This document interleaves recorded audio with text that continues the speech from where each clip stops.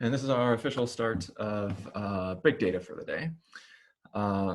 So today, what we're going to be talking about is we're basically going to be running through the lab material that's posted online this week, and I'll sort of be doing that in class today, so that there's a lot of new concepts, a lot of new concepts in all of this, especially for those of you who are not CS majors.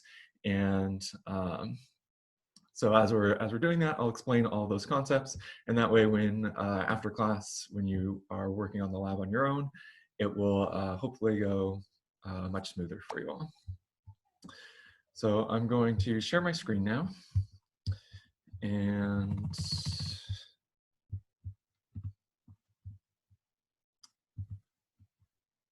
there we go. And I have my Firefox window opened right now to our big data course this week, and so I'm going to scroll down to the bottom right here. In this lab section, there's sort of three tasks about what we're going to talk about today. The first one is what's called port forwarding, letting you on your own computer connect to different services that are running on the Lambda server. The second one is going through this process of installing what's called Rootless Docker. So really the focus today is getting this Docker system kind of up and running and getting just kind of a sane environment where you can sort of start doing things. So it's kind of like the hello world of this Docker program. And then this last task is getting a simple web page up and running so that you can, you'll have a web page, you can connect to it, and just everything's going to fit together and work smoothly. So in order to do all of these things, in order to accomplish these three tasks, there's quite a bit of sort of background material to talk about, some basic networking stuff, and all of these different Docker commands, what they do, how they work together, and then a lot more Unix shell and terminal sort of things. And so rather than like going through this list of stuff here, kind of at the beginning, I'm going to use all of these notes that are posted into the README file as kind of a reference, and we're just going to start right into we're actually going to start right into this install rootless Docker part. So we're going to skip task 1 for now and start with task 2. And so this, this Docker program is really intended to be run as the root user on a computer. So again, in the Unix world, a root user is the system administrator. They have privileges for doing whatever you want on the computer. And because Docker is this sort of really powerful thing that simulates the fact that you're running computers on your computer, there are some features of it that can only be used when you are running as the root user. Because let's see, so the technical security term is that you are all not trusted users on the Lambda server. As people, I trust you all. I'm sure you're all excellent people and would not intentionally do anything mean to the Lambda server, but you are still untrusted users in this technical term, and there's always the chance that you could accidentally type something in that would break the computer, and so you are not going to have root access on the Lambda server. So instead, you will be doing this rootless Docker installation, and this lets you use Docker just from your own user account, and I'd say 99% of the features of Docker, all of the interesting features that we're going to use in this class, are supported by this rootless Docker installation. But yeah, this is not the recommended way of doing Docker. All the tutorials that you'll see online assume that you have root on the computer that you're working with. But for security practitioners, people who are care about the security of their working environment, the web pages and the databases that they're running, they always recommend doing this rootless Docker anyways, unless you really absolutely need these root features. So the instructions for installing are right here, and we'll load this up. And this is the main thing that you'll just have to copy and paste into your SSH terminal. So I'm going to come over here now to, and I'm going to log in as a test user, and oops, not test user 2, just test user. And again, I use the Control R in the terminal to search my history to find the old SSH. And so I guess it found one with a different username, but user test is what we wanted. And now I'm logged in, and so I'm going to paste the command that I copied from that web page right here. What this curl command does is it just downloads downloads a file from the internet. All of these flags just ensure that there's no additional kind of information that's added to the output of curl. The only output of this program is whatever the contents of this file located at this URL is. And then recall that the pipe lets us connect the output of this program to the input of this program. And SH is it's short for shell. So this right here is going to contain a bunch of shell commands. To see that, I'm just gonna run it by itself. And you can see here, there's a bunch of shell commands. We recognize things like echo. The hashtag is for comments. And there's a lot of shell features that we haven't talked about. But in order to sort of automatically run this, you just pipe it into SH, and it automatically runs all of that code for us. Make this window a little bit bigger so we can see kind of what's going on. And hopefully you won't get any error messages when that happens. And it takes a second or so, and everything is installed.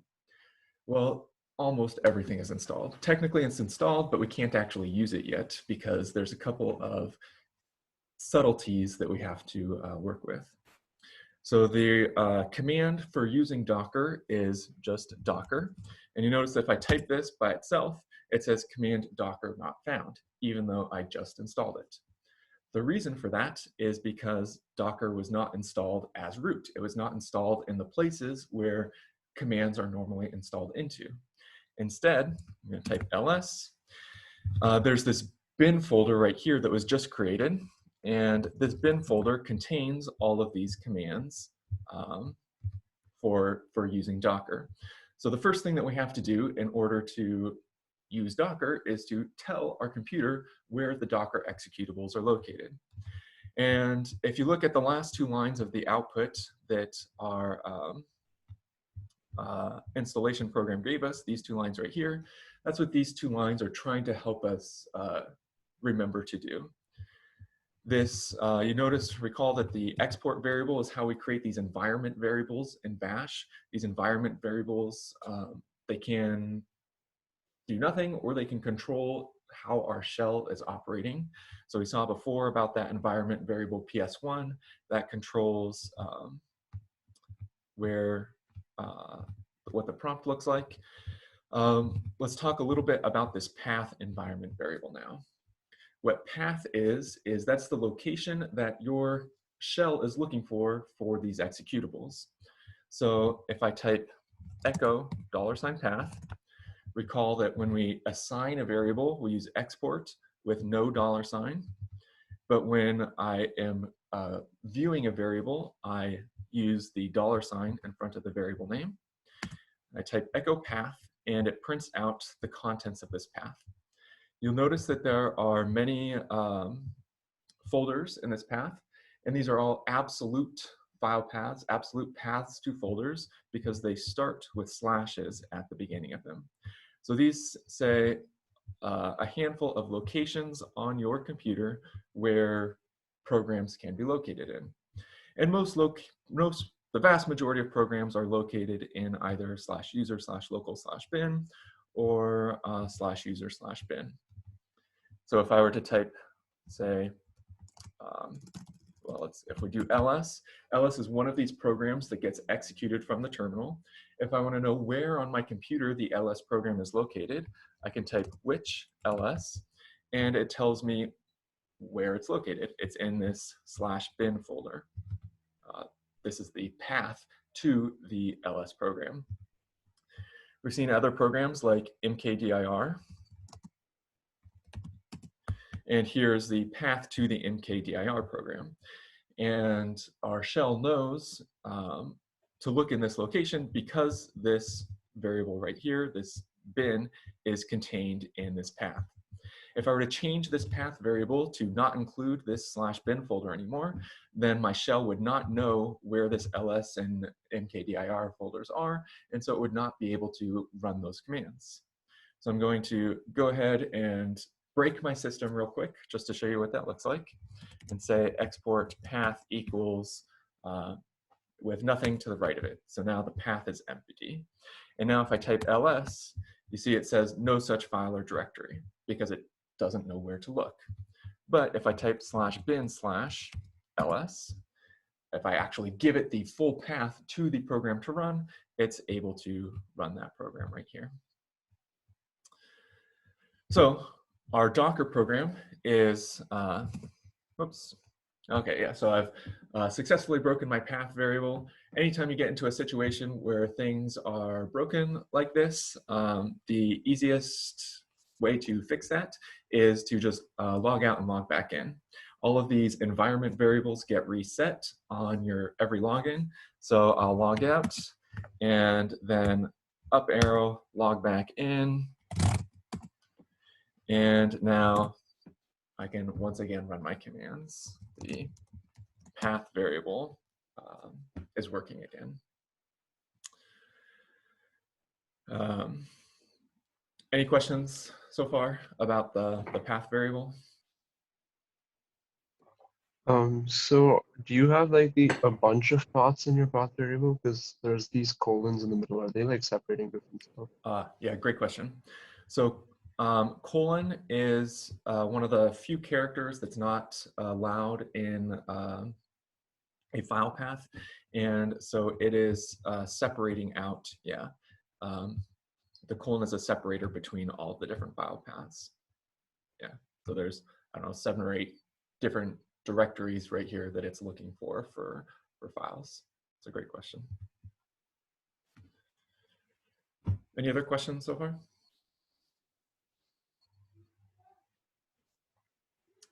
Okay. Yeah, and again, as a reminder, you guys have all been doing great at interrupting me when you have questions. So please continue to do that. Or I still have the chat window open, so feel free to type less immediate sort of questions in the chat window, and I'll get to them as it's appropriate. So I'm going to scroll my terminal window back up to the output from my Docker installation command, and we saw these 2 things right here. And so this one right here, export path equals /home/user test. This is who I'm currently logged in right now as user test /bin, and then $path. So what this is saying right here is it's changing the path variable to add this path as well. And this is sort of like a recursive definition of the path variable because it's going to substitute whatever your old path variable is right here and just append this new folder at the front. So if we did this, copy that, come down here and paste it, hit enter, and now I type the Docker command. It successfully ran, gives me the help message for the Docker command. It's a very complicated command, so there's a lot of help needed.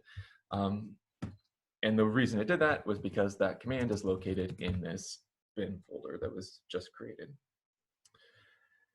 This, again, so environment variables, they get reset every time you log in and out of your system. So if I exit again, log back in, and now run Docker again. Oh, well, I'm not sure why that worked. Oh, I guess that is still in the path.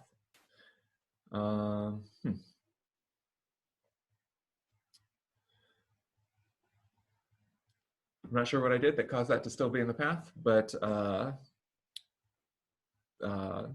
it's still there, so that's why it worked. So one thing that you can do to get your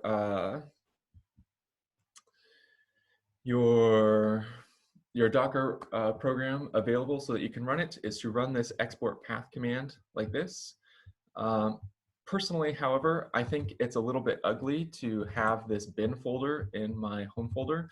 I don't want to have, I just don't want it there. I don't want to see these commands. And so instead, I'm going to move these commands to a different location. And in particular, I'm going to move them to this .local/bin folder. So ls.local/bin. Actually, let's first make that folder -p.local/bin. The -p flag here on makedir, P stands for parent. It makes the parent folder if it doesn't already exist. So if the local folder didn't exist, it would make local as well as bin. And now,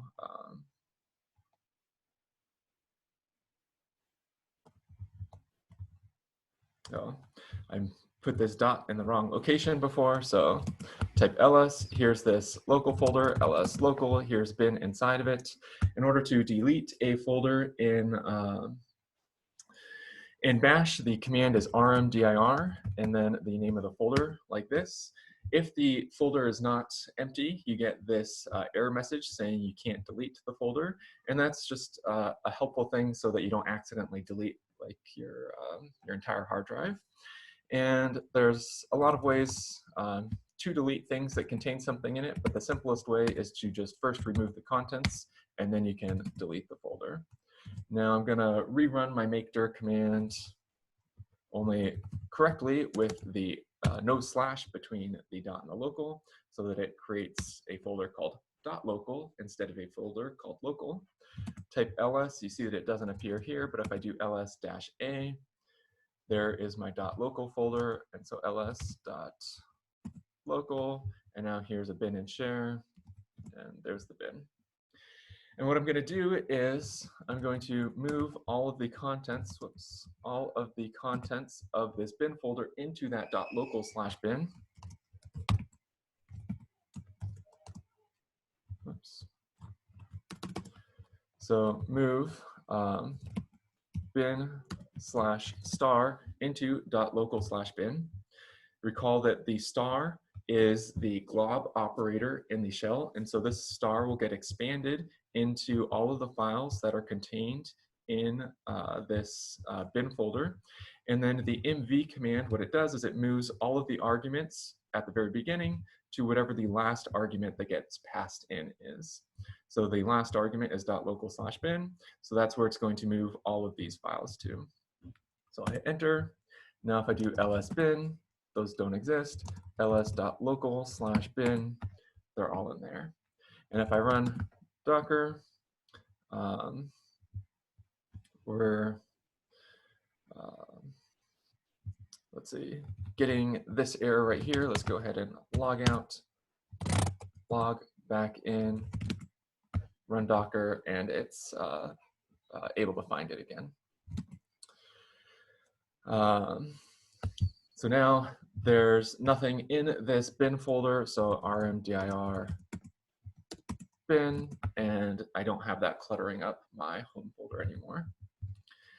This .local/bin is sort of the standard location for installing programs into locally on an individual user basis. I'm not sure why Docker chose to choose the non-standard location of bin not inside the .local folder.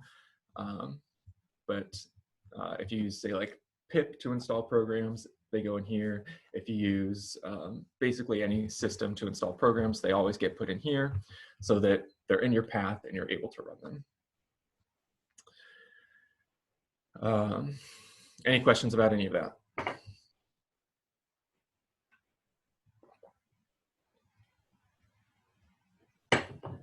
Okay. So the first Docker command that we're going to look at is called Docker run. And this is how you create a new, what's called a container. And the way to think of a container, so if we look at this comic at the top of our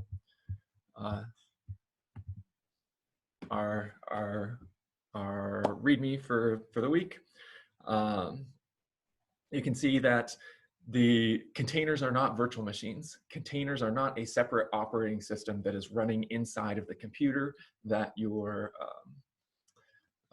currently working on. And there are lots of great technical reasons why those two things are different. And you don't always want to use containers when virtual machines are more appropriate, or vice versa. But that said, the right way to think about container is as a virtual machine. When we use Docker run, it creates one of these containers and starts it up.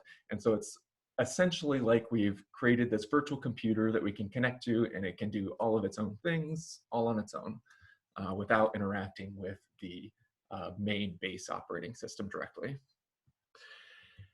And so I'm going to type Docker run right here, and shows us what these options are we need.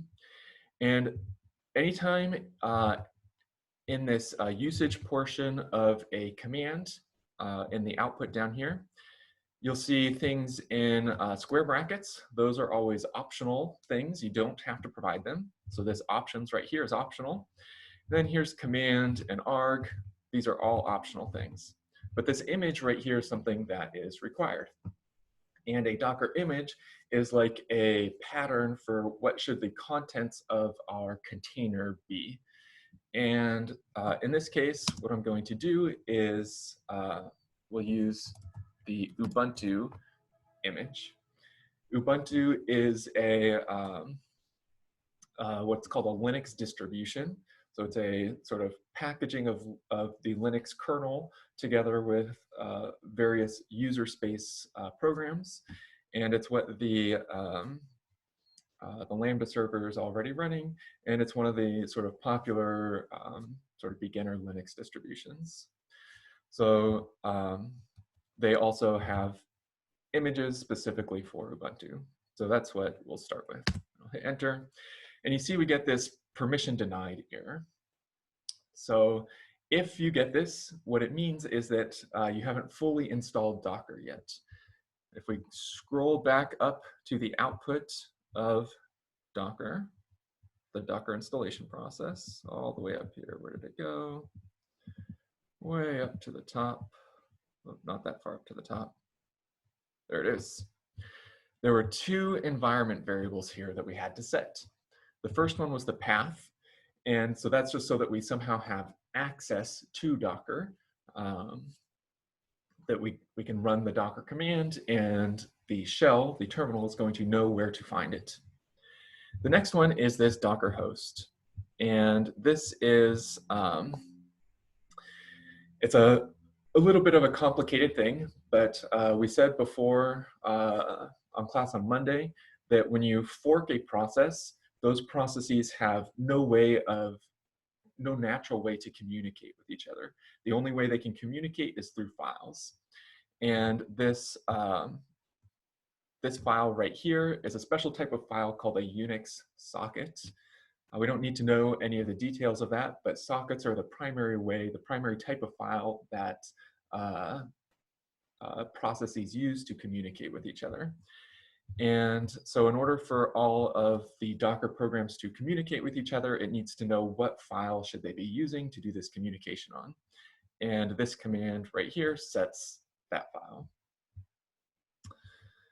So I'm going to copy that and come back down to the bottom, paste that, and now rerun this command. And well, let's see, cannot connect to the Docker daemon.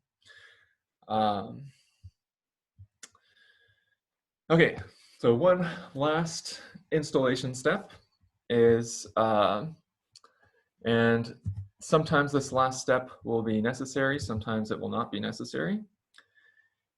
If we scroll down here in the install rootless Docker, so this ensure that you, step A, is what we first talked about with the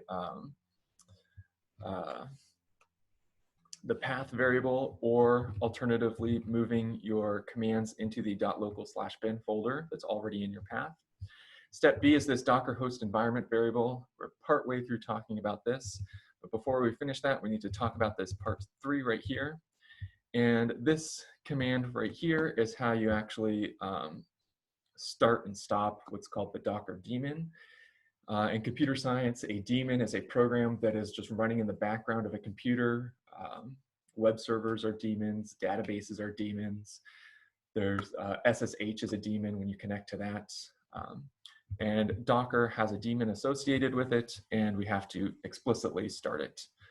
The download command is supposed to start this for you automatically, but it seems like it did not for me. If you ever get this command, this error message saying cannot connect to the Docker daemon, is the Docker daemon running, then you need to run this start command like this. And if everything works correctly, there is no output to this start command, but then you can run this command right here, and it's supposed to work. And let's see, it did not work. So let's quickly log off and log back in. And we will, I'm gonna redo my export command and redo the start daemon command, and hopefully that will cause this to work now. So export Docker host, that, and then that right there. Let's see if it's already running. Stop it and start it. Okay, I'm going to do one quick debugging attempt, and then we'll switch to a different user account that already has this running if that's not working. Yeah, so one of the,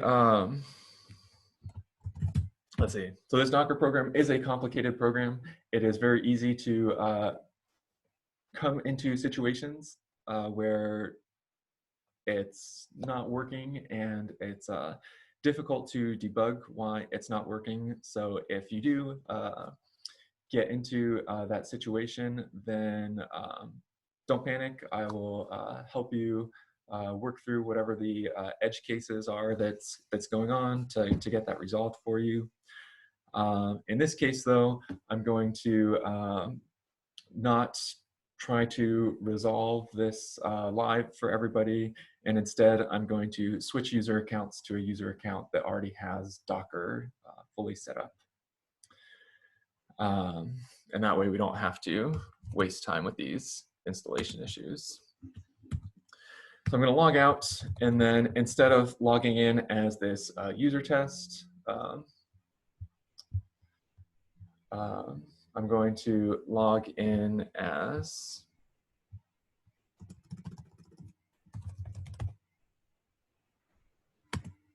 my account. And here, there we go.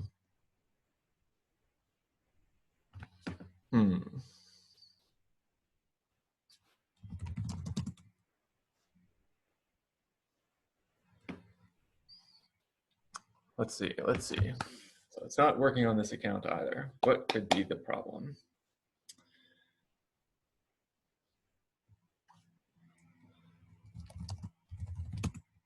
It's Docker, it's looking at the right Docker, and let me copy my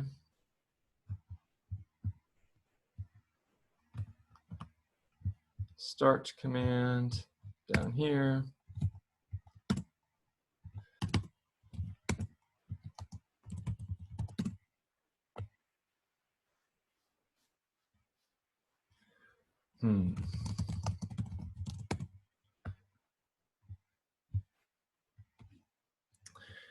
Well, let's see. It looks like I might have to debug this live. I'm not sure what I did that disabled Docker from working. I apologize for this.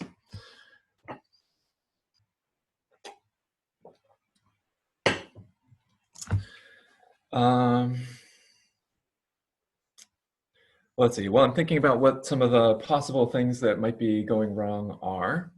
I'm going to switch back over here and take a look at some of these Docker container commands. So Docker run is the one that sort of like the first most important command. That's what actually starts these containers. Docker PS lists all of the containers that are currently running. And this PS, it's supposed to be analogous to the PS command that lists all the processes that are currently running. So that's why it has the same name. When I type Docker PS right here, you can see that there are no containers currently running under this user account. I type Docker run Ubuntu, and now it seems to have worked now for some reason.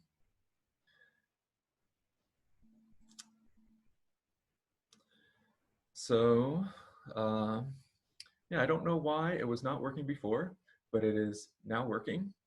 And my guess is that if I, on my other terminal, log in as user test over here, so this is the one that we were doing before, and rerun my export command and do Docker run Ubuntu, and do the start Docker. Oh, so it's not working on the user test, but it is now working on the my actual main account over here for some reason.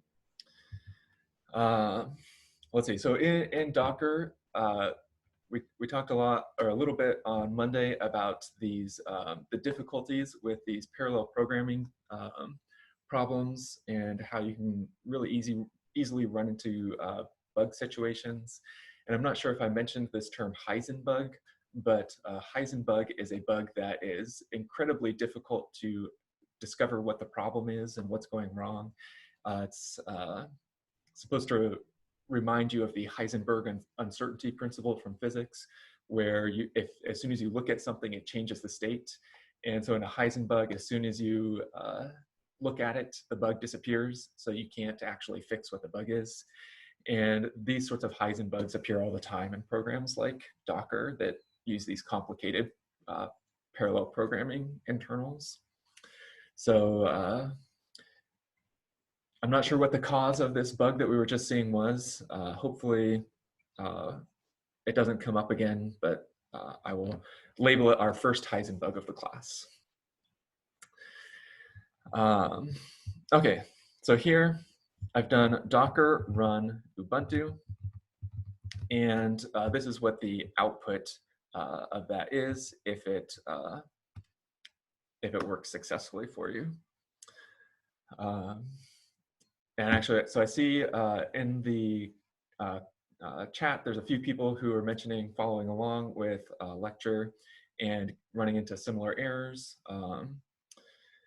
Yeah, I'll, after lecture, sit down and figure out what might be going on so that hopefully the lab goes smoothly for everybody. But at this point, we're just going to assume that you have Docker installed and it's working correctly, and how do you actually use Docker? That's what we'll go through. Before we do that, though, are there any questions about sort of where we're at or what was just happening?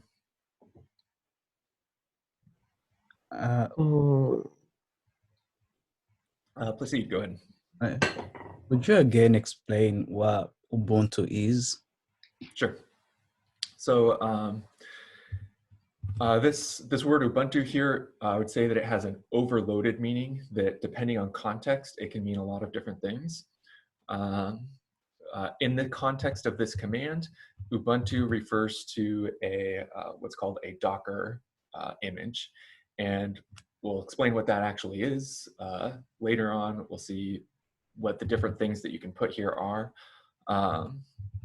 But the reason why this is sort of the first default like intro Docker image people use is because Ubuntu is a popular what's called a Linux distribution, which is a packaging of the Linux kernel operating system with other user space programs.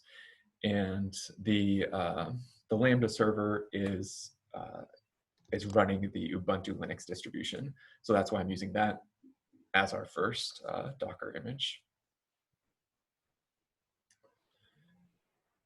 Safik, did you have a question as well? Yeah, so I was wondering if there's a way we can permanently save these environment variables so we don't have to keep exporting them every time we want to use them. Yes, great question. So let's see, on my right-hand side over here, we have export Docker host equals this. This environment variable is something that will have to be exported every time, will have to be set every time that you log in. The path one you don't have to change if you move the programs into .local/bin, but the export Docker host you still have to do every time. It's kind of annoying to have to type that in at the terminal every time. And so there's this file, vim.bashrc. The bashrc file is the file that gets executed immediately when you log into your in your terminal window through SSH. When you log into the Lambda server, it just executes all of these lines. And so if you come down to the very bottom, you can see that there are some other variables that are already being exported right here, including the PS1 variable.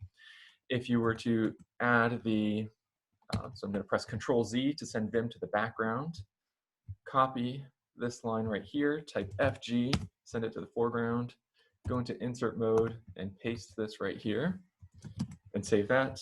Now every time that I log in, this environment variable will be set for me, so you don't have to copy and paste it each time. That's a great question. Are there any other questions about the installation part of Docker?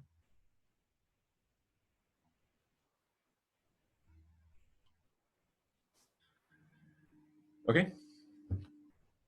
So this Docker run Ubuntu right here, that actually runs, creates this container, causes it to run. Now, if I do Docker PS though, you'll see that it's still not listed right here. And let's say I'm gonna make this window a little bit bigger so it all fits on a single line.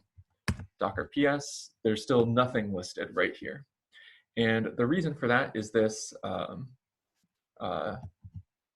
Docker run Ubuntu immediately exits.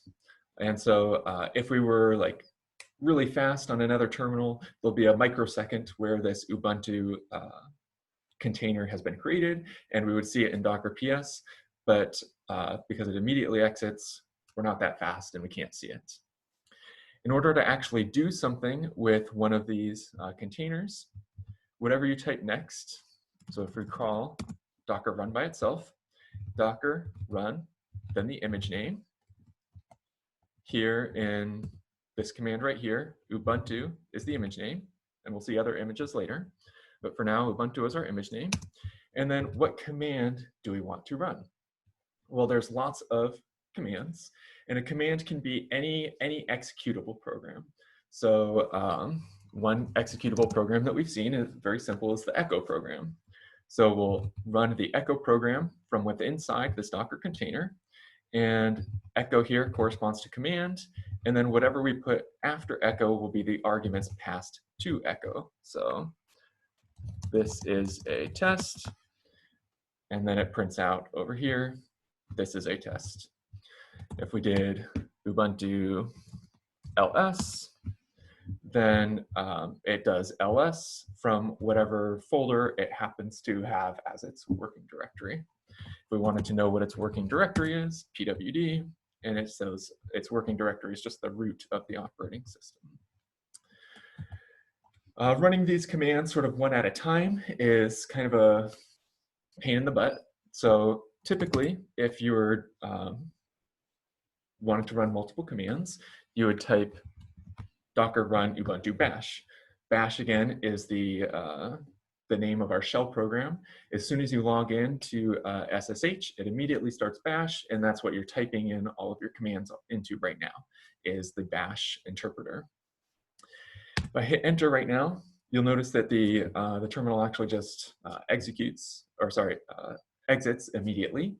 And that's because bash is an interactive program, but pwd, ls, echo, these are non-interactive programs. In order to use an interactive program with Docker run, you have to, I'm gonna look at our usage again. We have to specify some options to the Docker run command. And it's important that these options are placed in the right location. So the option that I want is -IT. IT stands for, the I stands for interactive, and the T stands for TTY. All of these terminal sessions, anytime you open up a terminal window, that is a TTY. So any interactive program that uses the TTY, uses the terminal, needs to have this -it flag right here. And it's important to remember that this -it is an option to the run command. So it must come in this location right here, run options. If I put the -it right, sorry. If I put the -it after bash, then it would think it's an argument not to the run command, but an argument to the bash program. So I'll hit enter. And now you can see that it did not just immediately exit, and I am now over here inside of the container over here. And any command that I type right here is being typed inside of this container. Yeah, so I'm currently at the root of the container. There's all of these same folders like you would have inside of the Lambda server, like this home folder. But you notice that this home folder contains nothing inside of it, whereas the home folder on the Lambda server contains all the contents of your all's home folders. So this, this root directory that we're inside now is different than the root directory that is the root directory of the Lambda server. And once you're connected to the inside of this Docker container, there's no way to sort of back out and go ask for files on the Lambda server. Once you're in the container, and that's all you can access. If we look at, so let's see what's in the bin folder. We see that there's all of these programs, and here is the ls program, for example. And that ls program is what is getting run when I type ls. It's not running the ls program that is part of the Lambda server. It's running the ls program that is part of this container. If I want to exit this container, I type exit, just like you exit out of your bash shell to when you're connected to the Lambda server. And now that takes you out of the container back onto the Lambda server. Going to go ahead and rerun this here. And one of the things that you'll notice, if you look carefully, this prompt here looks very similar to the prompt that we had before, but it's actually a little bit different. That it still says root over here, root at, and then this right here. And this is what's called the ID of the container. This ID is going to be uniquely generated every time you start a new container. And this ID is going to be sort of how we identify which container we want to work with. So right now, let's do ls, and I'm going to make my screen split again so that I can log in as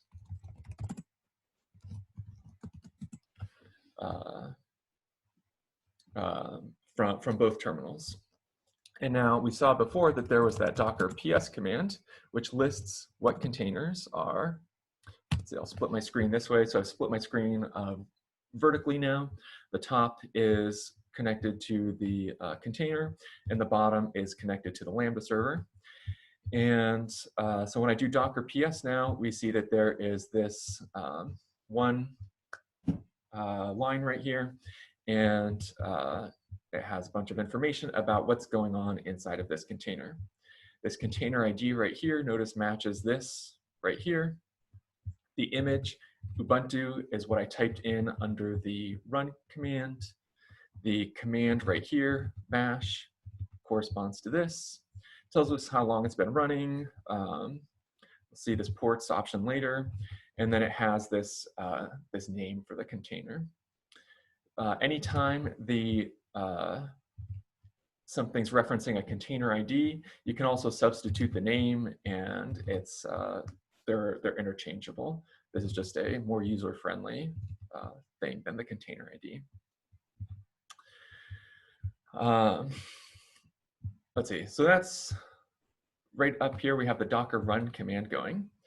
Let's say that I want to connect to this container from this terminal session down here. In order to do that, what I use is the Docker exec command. So Docker exec, standing for execute. And I'm going to still use the -it flag because the thing that I want to execute is the bash program. But now in this location up here, actually let's start by just looking at the usage. So Docker exec. And then the options, we'll use the IT.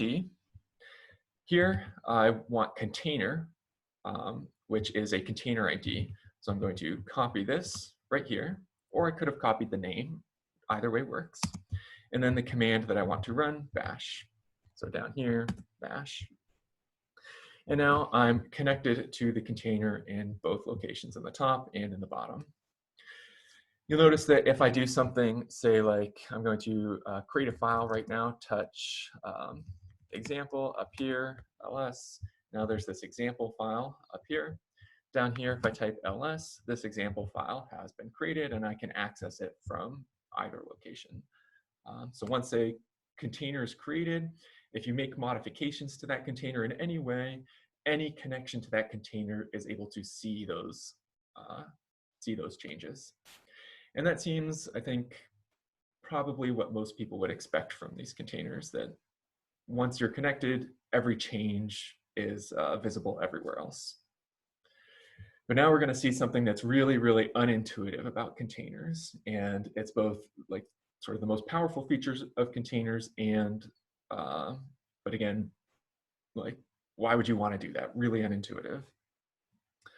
So in order to see that, I'm going to exit this top container. And notice that that also exited my bottom container down here. Now I'm going to rerun my run command up here, run -it ubuntu bash up here. And I'll type ls, and notice that example, the file that I created before, has disappeared. It does not exist anymore. And that's the reason for this is that every time you exit a container, everything that all the changes that you've made, all the files that you've created, all the files that you've saved, they all get deleted. You cannot save any state from one container run to the other container run. And so that's the thing that's really unintuitive. If you look now here at this container ID, you'll notice that it is different than this one up here. And that the way that I think of that is that we're not connecting to the same computer, the same virtual computer that we were connecting to before. Instead, we're creating an entirely new virtual computer. And so that's why these changes don't like carry over. It's like I just went out to the store and bought a whole new computer that was the exact same model of the previous one. Down here on the exec command, if I hit enter now, you'll notice that this command is not going to work exactly as it is, because this container ID that I have right here is the old container ID. And I need to, and that container is not running anymore. Instead, I need to connect to this new container right here.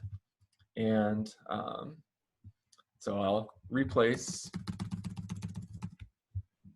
that ID with that one right there. And now I'm connected again. And now ls, if I make a change down here, it'll once again be visible everywhere else. Are there any questions so far? Yes, so can you save a container? It's a good question. It is impossible to save a container. There is no possible way, like once a container is started, there's no possible way to make permanent changes to that container.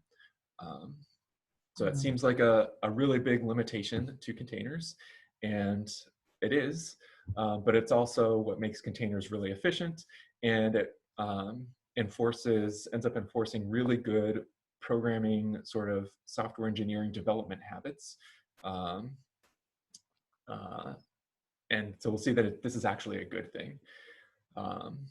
Yeah, we'll see sort of throughout this course why that's a good thing, but that's just the thing to take away from this at this point is every time you do Docker run, you get like a fresh install of a computer. So once you exit the container, everything that you had in the container kind of goes away, right? So you have to maybe have a second place that you save things or something. Exactly. Yeah, so we'll talk about how you can actually save things next week. But at this point, just know that everything goes away. Great questions.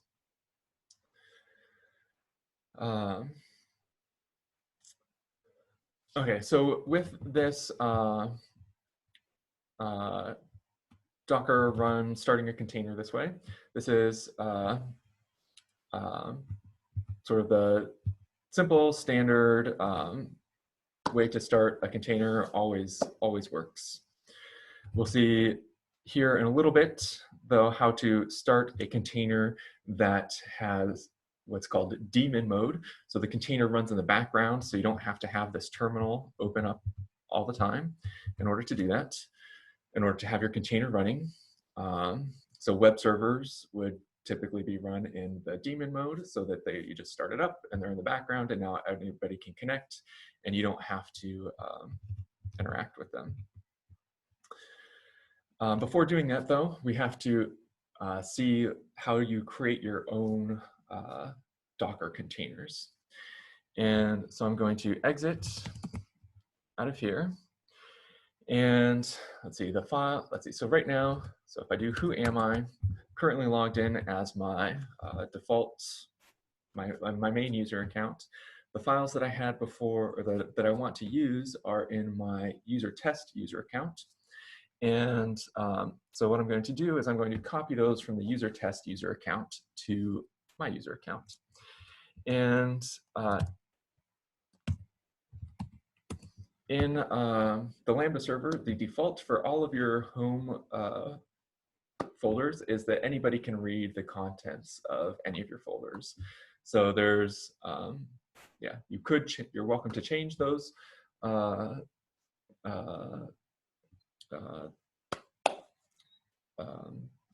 What's it called? So the chmod command, you're welcome to use that to change the read permissions of all of your files and folders, however you see fit.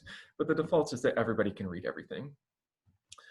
So you definitely do not want to be storing passwords anywhere in the Lambda server, since anybody can read anything. But so here is the contents of my user test, and then there was a proj folder. I put all of my projects inside of a folder called proj, and then Flask Web contains the basics of a web server inside of a Docker image.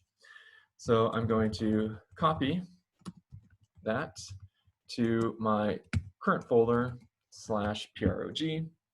You notice that CP gives me this error message because this thing right here that I'm trying to copy is a folder.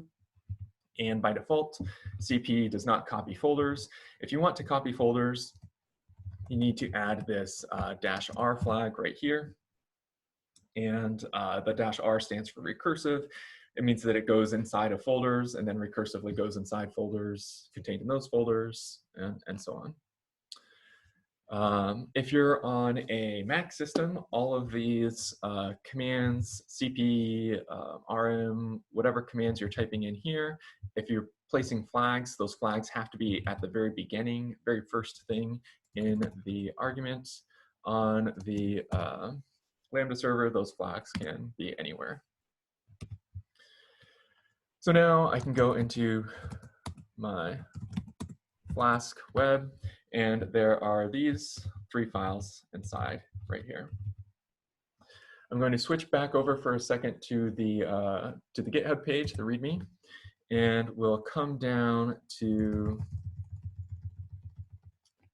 this section right here now. This is what we're talking about now is part 3, how to actually run a web server from Flask. And all these instructions are in this, or all these files are contained in this link right here. So that's where you can get access to these files for the lab.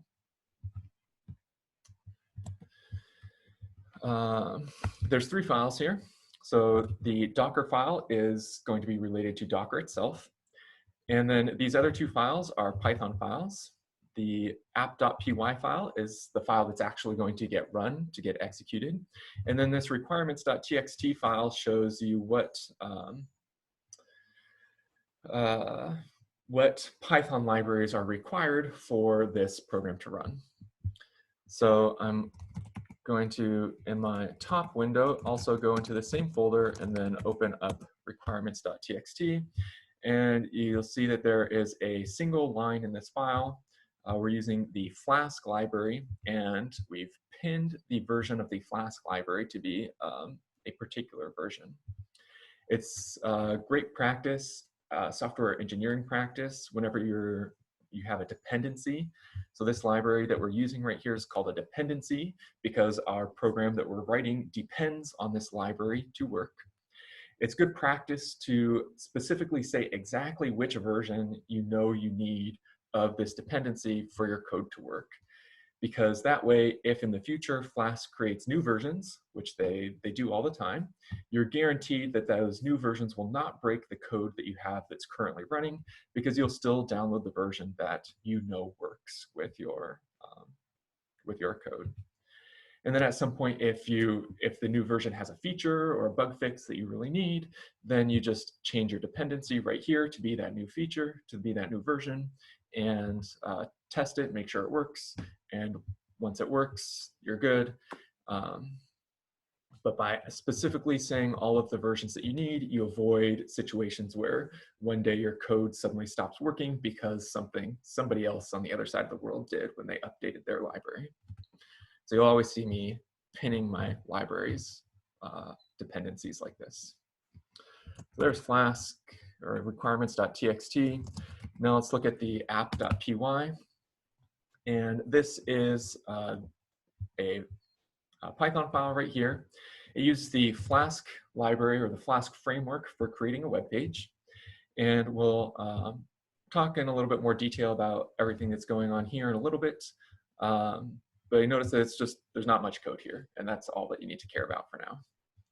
This string right here is going to be what's going to get displayed in our Firefox window when we connect to this Flask repository, or to this Flask Docker image.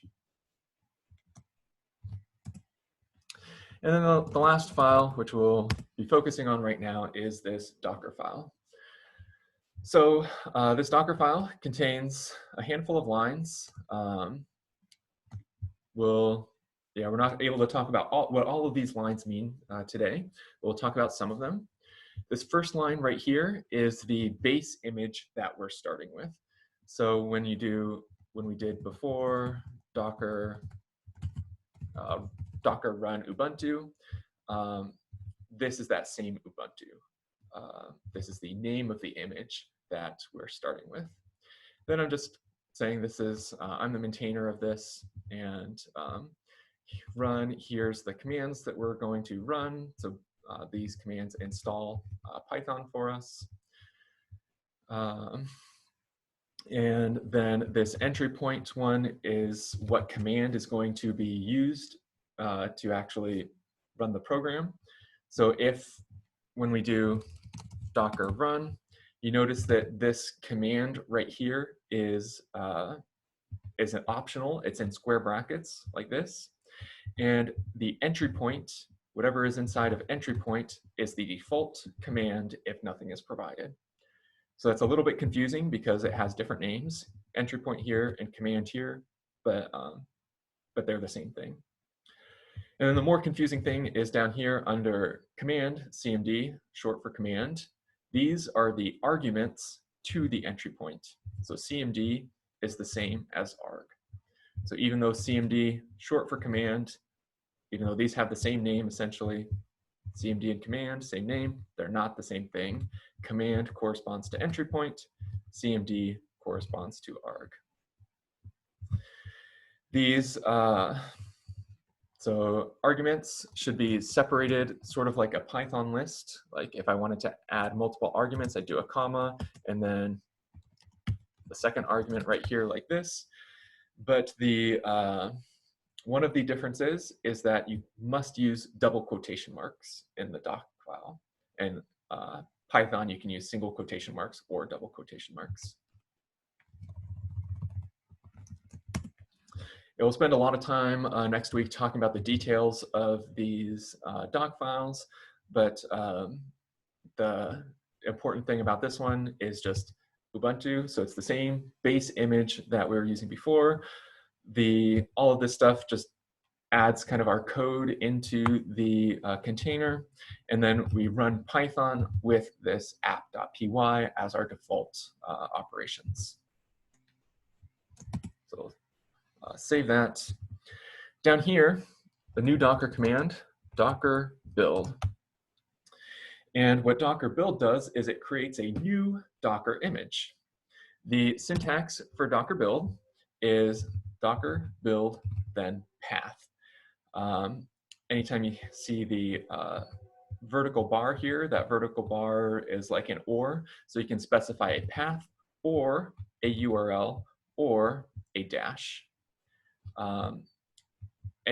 If you were to use a dash, then it would get its options from standard in instead of the path or the URL.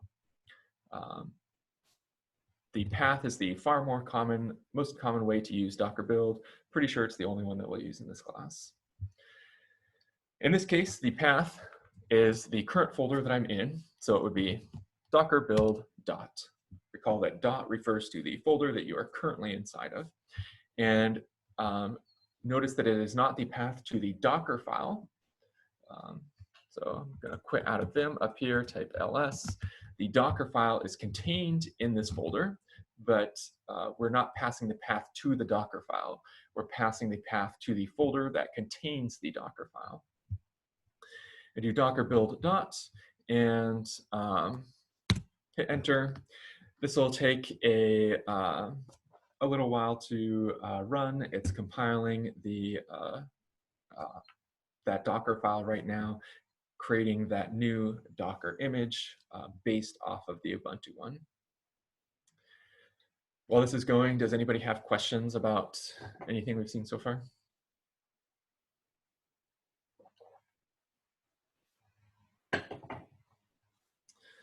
Okay, I'm going to switch over to our README file, scroll up here to this Docker section, and just remind us what we've seen so far. So this PS and this run and this IT are the main things that we've seen so far. We've also seen this exec, and this IT is something that you can use with exec the same way that you use with run. What we're going to do next is doing this -d running as a daemon. So it'll send us into the background, and this -p, which handles networking for us, which will be how we'll connect actually to our web server. We've also seen this Docker build, and we'll see what exactly this -t does next. So come back down over here. Everything has built correctly. And you can see that it says successfully built this big hash right here. And so in order to run this Docker image, this is the thing right here that I have to use with Docker run, and then that big complex thing. And if I do that, you see that it has this output, which is the output from Flask when you run it, and now the web server is running. This hash value right here is super annoying to try to work with though.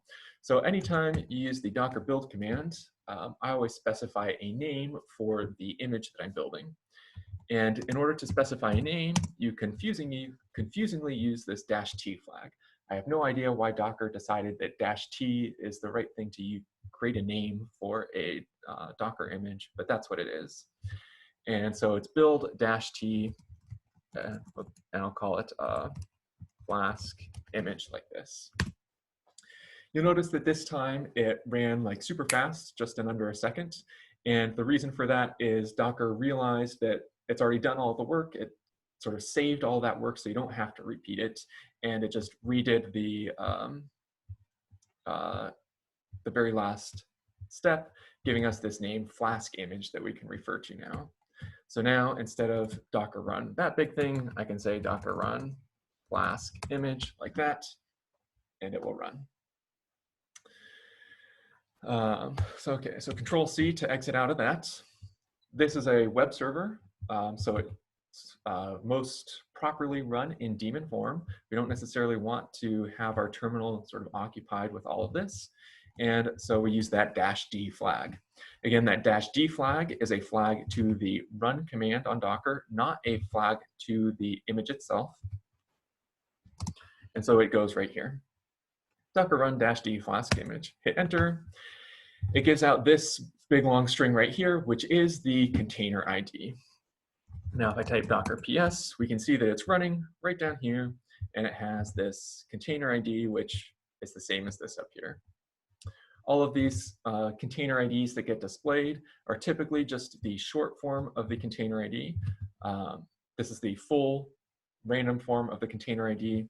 And anytime you're referencing a container, you only have to specify actually what is however many you want to make it unique. So if I wanted to do an exec, Docker exec -it, I want to get into bash on this container, I can do 3DE6 like this, and then bash, and it gets me into that container. And exit to quit. Now that I have this container running, I can't just exit the container by exiting my run command because it's in daemon mode. And so in order to actually stop this container, I have to say Docker stop, and then the hash of the container. And now that container is actually properly stopped. Are there any questions about that? Will this Docker container still run even if you exit out of the Lambda server? Great question. Yes, it'll keep running until it is somebody calls Docker stop or the Lambda server shuts down. So it is not tied in any way to your terminal. If you notice that, let's see, if I rerun this again and type PS right here, this whole Docker image with that Flask app and Python, they're totally detached from this terminal session and yeah, not in any way associated with your session. That's a great question. Any other questions so far?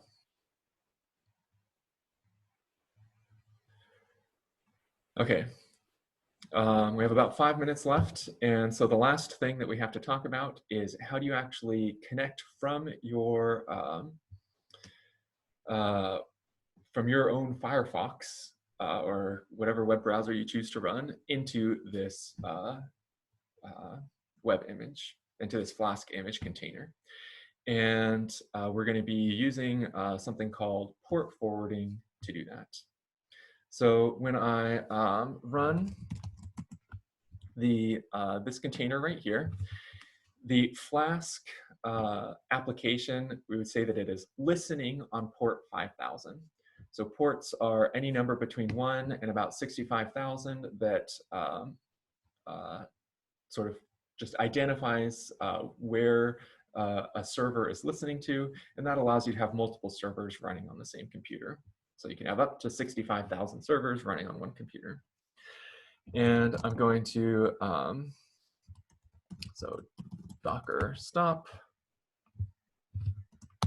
that container ID and go back to my run command. I want to tell it to do port forwarding so that the port on the Flask image is available to us on the Lambda server.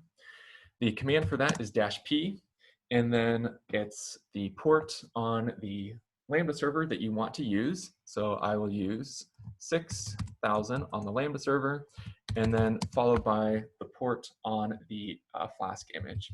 So 5,000 on the Flask image, 6,000 on the Lambda server. And hit enter. And now when I run docker ps, we can see that it has this port forwarding information available right here. So the Lambda server, port 6,000, is now listening or for any connections, and it will connect you to the Flask application. Unfortunately, we cannot connect directly to the Lambda server port 6,000 because the IT people are mean that way and don't want to let us open up any ports other than the SSH port. So we also have to connect to the Lambda server in a special way using something called local port forwarding. So in this top window up here, I'm going to type exit, go back to my own laptop, press the up arrow, and in order to enable local port forwarding on a Linux or Mac machine, the command is -L, and then the port on my own computer, I'll use 8080 : localhost, which is the name of my own computer. Localhost always refers to your personal computer, and then :6,000. So the port that I opened up on the Lambda server, the first one to the left of the colon over here. I'll hit enter, connect, and it's all connected. And so now when I come back over here and visit localhost :8080, you can see that I am connected to my Flask Docker container over here.